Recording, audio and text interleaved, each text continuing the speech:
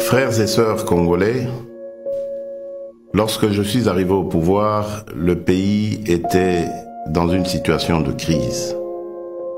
À la suite d'une longue période d'instabilité politique et d'incertitude, l'élection présidentielle qui a consacré notre victoire, votre victoire, continue de susciter beaucoup d'espoir partout dans notre pays et même au-delà de nos frontières. Le jour de mon investiture, je vous ai bien entendu me rappeler « Félix, Papa Lobaki, le peuple d'abord ». Les défis de notre pays sont immenses. Les problèmes sont multiples, mais il n'est pas impossible d'y remédier et de commencer ainsi à changer les choses, à changer notre mode de vie en société. Pour engager le changement, dans le contexte politique particulier de la période après l'investiture, nous avons commencé à travailler avec les moyens à notre disposition. Pourquoi ? Parce que face au désir ardent de changement immédiat qui traverse tout le pays, nous avions décidé de ne pas croiser les bras en spectateurs passifs. Pourquoi ? Parce que quand on veut changer les choses, on n'attend pas de réunir toutes les meilleures conditions. Nous avons lancé le programme des 100 jours. Ce programme ne va sûrement pas résoudre tous nos problèmes en quelques mois, mais il est un début de solution.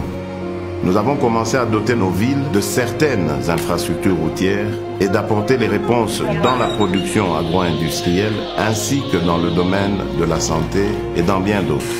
Nous avons ouvert plusieurs chantiers un peu partout. Ces chantiers, une fois finalisés, vont soulager déjà quelques-uns de nos problèmes. Certains d'entre nous pourront ainsi rentrer plus tôt chez eux et sans subir le stress des embouteillages, ou voyager plus facilement d'une ville à une autre, ou évacuer plus rapidement leurs produits et les acheminer vers d'autres marchés pour les vendre plus vite.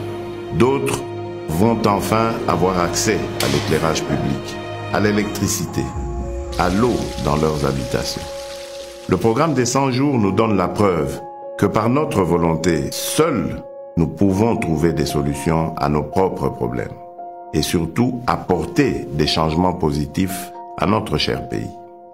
Le grand changement que nous attendons, le changement que vous souhaitez, ne sera possible que si chacun de nous tous, Congolaises et Congolais, adopte la même attitude responsable face aux problèmes et défis qui sont les siens, qui sont les nôtres. Le vrai changement commence par chacun et chacune d'entre nous. Nous devons changer et incarner le changement partout où nous sommes pour que le pays évolue. Aussi petit soit l'impact de l'action que vous pouvez prendre là où vous êtes, elle reste importante pour atteindre l'objectif, le changement. À ceux qui sont responsables de la gestion des affaires publiques, le premier signe visible du changement sera celui de votre comportement, de votre compétence dans la gestion de la mission qui vous est confiée par le peuple congolais. Nous sommes au service exclusif des Congolaises et des Congolais. Sachons désormais travailler pour le changement de notre pays. Mes chers compatriotes, chers frères et sœurs, je rêve d'un Congo meilleur. Nous avons le devoir de construire un Congo meilleur où tous les enfants, filles et garçons, ont droit à l'éducation, à la santé. Un Congo où aucun enfant ne dort dans la rue ni ne meurt de faim. Un Congo où toute personne orpheline, veuve, vulnérable ou vivant avec handicap est accompagné par les institutions de l'État. Un Congo débarrassé de la haine et du tribalisme. Un Congo où nos femmes ne sont plus violées tous les jours. Un Congo où il n'y a plus de guerre. Un Congo où il n'y a pas une province contre une autre province. Un Congo où il n'y a pas ceux de là-bas et ceux d'ici. Un Congo où il n'y a pas ceux d'une église contre ceux d'une autre église. Un Congo où il n'y a pas un camp politique contre un autre camp politique.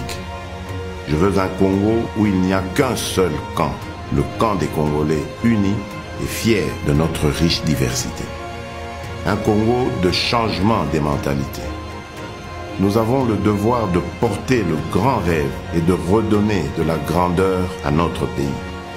De bâtir un Congo debout et digne, un Congo des travailleurs responsables, vigilants et gardiens de nos lois. C'est le Congo que je veux pour nous tous. C'est ce Congo-là, notre Congo, pour lequel vous m'avez donné le mandat. Ce Congo est possible si nous acceptons de changer dès à présent. Oui, ce Congo est possible.